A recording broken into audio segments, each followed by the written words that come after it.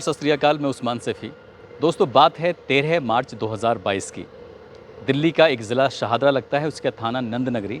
नंद नगरी का ही वो इलाका होता है। कुछ लड़कों में आपस में झगड़ा हो जाता है, फ़साद हो जाता है। वो झगड़ा इतना बढ़ जाएगा, किसी ने सोचा नहीं था। लड़का चुपचाप अपने घर चला जाता है। घर जाता है, अपनी बहन को पूरी कहानी बताता है कि वहाँ मोहल्ले में झगड़ा हो गया है। बहन कहती है कि भैया अब रात हो गई है, अब मत जाओ। लेकिन भाई कहता है नहीं नहीं, मैं बस यूँ ही टहलने के लिए जा रहा हूँ। तो बहन कहती है चल मैं भी साथ चलती हूँ। बहन और भाई अभी घर से निकले ही थे, कुछ ही कदम रखे थे कि सामने से वो लड़के आते हैं, एक गोली उस लड़के के सीने में मार देते हैं। बहन अपनी आँखों से इस दृश्य को देख रही थी, समझ नहीं पाई कि आखिरकार ये हुआ क्या है। बहन की आंखों के सामने भाई को गोली मार दी जाती है। बहन ज़ोर ज़ोर से चीखती है मदद के लिए, ताकि लोग आएँ, भाई की मदद हो सके। और भाई खून से लथपथ हो जाता है। तुरंत ही कोशिश की जाती है, हॉस्पिटल लेके जाते हैं, लेकिन रात के 10:30 बजे के आसपास डॉक्टर उन्हें मृत घोषित कर देते हैं कि हम इन्हें बचा नहीं सके। अब भाई मर जाता है। भाई के मरने के बाद बहन को सदमा सा लग जाता है, समझ नहीं पा रही थी कि मैं करूँ तो क्या करूँ। घर पे दादी और पिता दोनों ही इंतज़ार कर रहे थे। माँ का साल 2019 में ब्रेन हेमरेज की वजह से मौत हो जाती है। घर में ही 4 सदस्य रहते हैं, बहन, भाई, दादी और पिताजी। अब बहन ये नहीं समझ पा रही थी कि मैं जाऊँ तो जाऊँ कैसे? क्या जवाब दूँगी दादी को और क्या जवाब दूँगी पिताजी को? लेकिन बहन घर जाके चुपचाप बैठ जाती है। घंटों 2 घंटे बीत जाते हैं, लेकिन जब अंदर से हिम्मत जुटाती है, पिताजी को बताया जाता है, तो पिताजी ये बात सुनने के बाद कि बेटे को गोली लगी है, बेटा मर चुका है, पिताजी कोमा में चले जाते हैं। अब उसके बाद फिर बहन हिम्मत जुटाती है और हिम्मत जुटाकर अपने भाई को घर लाते हैं। जो भी पोस्टमार्टम वगैरह होता है, ये सरकारी प्रक्रियाएँ होती हैं, कानून की प्रक्रियाएँ होती हैं। लेकिन समाज, परिवार, रिश्तेदार, दोस्त ये दूर-दूर तक दिखाई नहीं दे रहे थे, क्योंकि भाई का अब अंतिम संस्कार भी तो कराना था। और सनातन धर्म के हिसाब से कोई महिला शमशान जा ही नहीं सकती। अब ऐसी स्थिति में बहन हो जाती है परेशान, भाई का अंतिम संस्कार करने के लिए खुद प्रण उठाती है, खुद हिम्मत जुटाती है। और वहाँ जाने के बाद जब अंतिम संस्कार हो जाता है, उसकी जो राख होती है, उस राख को अपने चेहरे पर मलती है और उस राख को अपने शरीर पर डालती है। हम आज मिलने के लिए आए हैं दिल्ली में पूजा शर्मा जी से, जिन्होंने 1-2 नहीं, लगभग 5000 लावारिश शवों का अंतिम संस्कार कर दिया है। उसमें चाहे वो हिंदू हो, मुसलमान हो, सिख हो या ईसाई हो, जिसका जैसा धर्म होता है, उस धर्म के हिसाब से उनका ये सुपुर्द खाक या अंतिम संस्कार कराते हैं। मैम, आपका हमारे इस चैनल में बहुत-बहुत स्वागत है। नमस्ते जी, मेरा नाम पूजा शर्मा है सर। हुँ, मेरे भाई का शव जब घर पे आया था, हुँ, तो मेरे घर में कोई मर्द उसका अंतिम संस्कार करने के लिए नहीं था। मैं उस वक़्त बैठ के बस एक बात सोच रही थी कि मेरे भाई का अंतिम संस्कार मैं क्यों नहीं कर सकती। हुँ, मैंने उस वक़्त अपने भाई का अंतिम संस्कार किया। एक ऐसी हारी हुई बहन थी जिसके सामने उसके भाई को मार दिया गया। हुँ, ये उस हारी हुई बहन ने सेवा की शुरुआत करी। अपने भाई की अस्थियों को लेने शमशान में गई थी सर। 2-3 दिन हो गए थे, मैं रोई नहीं थी। हुँ, मैंने जैसे शमशान में पैर रखा तो मैं सामने देखती हूँ कि शिवलिंग बनी हुई है, शिव का मंदिर बना हुआ है। हुँ, मुझे खुद भी आज तक नहीं पता मुझे उस वक्त क्या हुआ था। मैं शिवलिंग को पकड़ के और घंटों रोती रही हुँ, और भोलेनाथ से शिकायतें करती रही कि बाबा ऐसा क्यों, और कितना बड़ा मेरे परिवार ने गुनाह किया था। हुँ, आपने मेरी माँ को छीन लिया, मेरे जवान भाई को छीन लिया, मेरे पिता कोमा में हैं। हुँ, मुझे नहीं पता मैं ज़िंदगी में उन्हें दोबारा देख पाऊँगी या नहीं देख हुँ, पाऊँगी।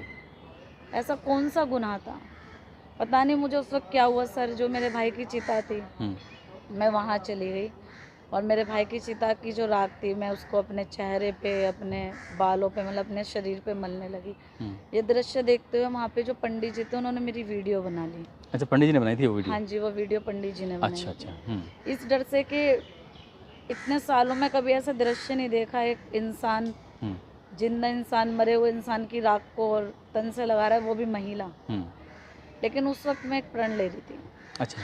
वो प्रण ये था कि जिस तरीके से मैं अपने भाई को छोड़ आई, हुँ, जिस तरीके से आज मैं टूटी हूँ, शायद मेरे ऐसी बहुत सी माँ बहन या वो लोग जिस समाज में मैं बचपन से रही, उनने मेरा साथ नहीं दिया, तो जो लोग रोडों पर रहते हैं हुँ, या जिनका इस दुनिया में कोई नहीं होता होगा, उनका दाह संस्कार कौन करता होगा। दिल और दिमाग में एक बात गहरा असर कर गई थी कि अगर भाई की हत्या एरिया में नहीं हुई होती हुँ, तो मैं कभी ये हिम्मत नहीं जुटा पाती कि मैं पापा या दादी को ये बोल पाती कि भाई इस दुनिया में नहीं रहा, तो मेरे भाई को तो लवारिस में जला तो देता। पहली सूचना आपको याद है कि कैसे आपने पहला 16 मार्च को मैंने पहले 2 बॉडीज़ का अंतिम संस्कार किया अच्छा, ये कैसे सूचना मिली थी आपको? पुलिस के थ्रू।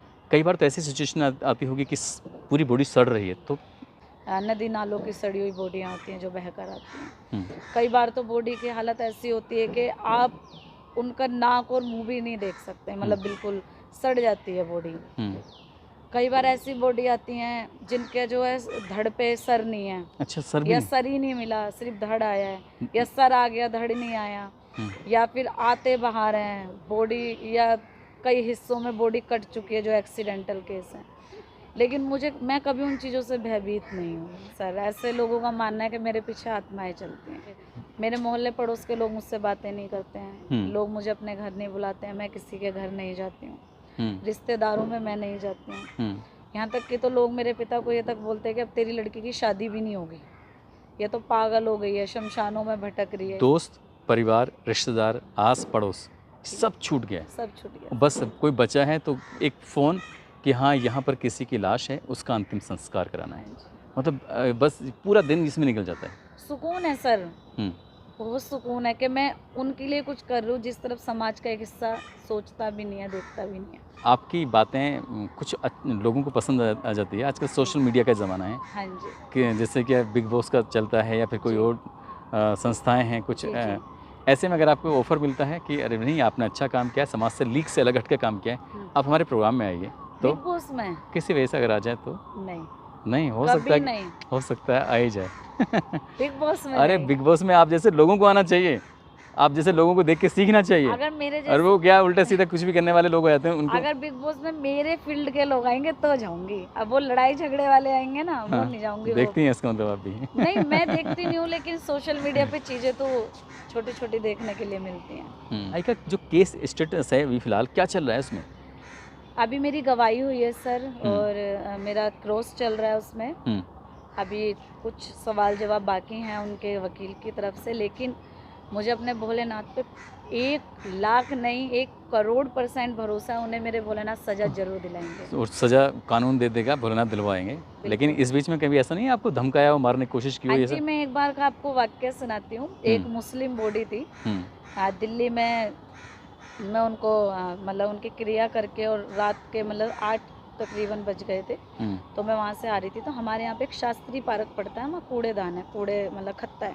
हुँ, तो मैं वहाँ से आने लग गई। ये वाक़या है सर 6 जुलाई 2023 का। हुँ, तो जो उन लोगों के, क्योंकि मैं अपने भाई के केस में जश्मदीद गवाह हूँ, अकेली इकलौती मैं गवाह हूँ। हुँ, तो उसमें क्या हुआ, उन लोगों ने मेरे को ऐसे पिट दिया यहाँ पे कि भाई गवाही तोड़नी है या तुझे तेरे भाई के पास पहुँचाना है। जब अकाल मृत्यु हो जाती है तो कहते हैं सनातन धर्म के हिसाब से कि आत्माएँ भटकती रहती हैं, जी। क्योंकि उसके वक़्त से पहले इसकी मौत हो गई है। आपकी ज़िंदगी में कोई ऐसा वाक़या रहा हो कि साहब आत्मा भटक रही है और आपको परेशान कर रही है? जी सर, मैंने तो कभी आत्मा नहीं देखी, भूत नहीं देखे, और ना मैं इन चीज़ों को मानती हूँ। हुँ, ये तो प्रातःकाल से जो है भ्रांताएँ फैलाई गई है, मुझे नहीं पता ये भ्रांताएँ क्यों फैलाई गई थी, हुँ, लेकिन मैंने कभी कोई भूत नहीं देखा। हाँ, एक बार मेरे साथ वाक़या हुआ था, एक लड़का था हुँ, जिसने लगा ली थी, तो हुँ, उसका जो है मम्मी पापा नहीं थे, बहनों ने शव लेने से मना कर दिया था। हुँ, मैंने उस लड़के का अंतिम संस्कार किया था, हुँ, और मैं उसकी जो है अस्थियाँ रख के भूल गई थी, 3-4 महीने भूल गई थी। हुँ, तो बस वो लड़का, एक बार मुझे सपना आया ऐसे रात को 2 से 3 बजे के बीच में हुँ, कि क्या दीदी मुझे लेके नहीं जाओगी? मेरी हुँ, एकदम आँख खुली, और मैंने शमशान के पंडित जी को कॉल करा। मैंने कहा उस दिन एक दाह संस्कार करा था जवान लड़के का, 22-23 साल उस बच्चे की उम्र थी। हुँ। वो अस्थियाँ कहाँ हैं? तो पंडित जी ने बोला कि शमशान में उस ट्रे में रखे। मैंने कहा उसको पैक कर दो, सुबह हरिद्वार लेके जाना है।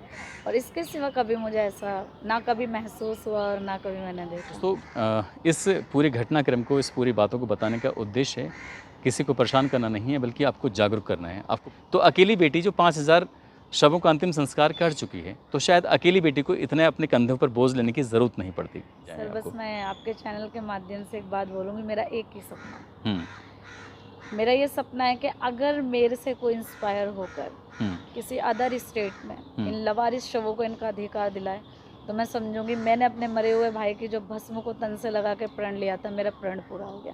क्योंकि पूजा शर्मा हर जगह नहीं जा सकती, हुँ, लेकिन पूजा शर्मा जैसे लोग हर जगह खड़े हो सकते हैं इन लवारिस लाशों को उनका अधिकार दिलाने के लिए, क्योंकि लवारिस शव हर स्टेट में, जिनको हमें उनका अधिकार दिलाना है, चाहे वो किसी भी धर्म से हैं, वो हिंदू हैं, वो मुस्लिम हैं, वो सिख हैं, वो ईसाई हैं, उनको उनके धर्म के अनुसार अंतिम संस्कार करके और जब वो प्रभु के चरणों के जाने योग्य बने उनको वहाँ तक पहुँचाइए। और इस पुण्य, क्योंकि कहते हैं इससे बड़ा कोई धर्म नहीं है, सही। इससे बड़ा कोई पुण्य नहीं है, तो उस पुण्य में भागीदार बनिए और इनको प्रभु के चरणों तक पहुँचाइए। दोस्तों आप सब लोग अपना ख्याल रखें, सुरक्षित रहें। जय हिंद, जय भारत।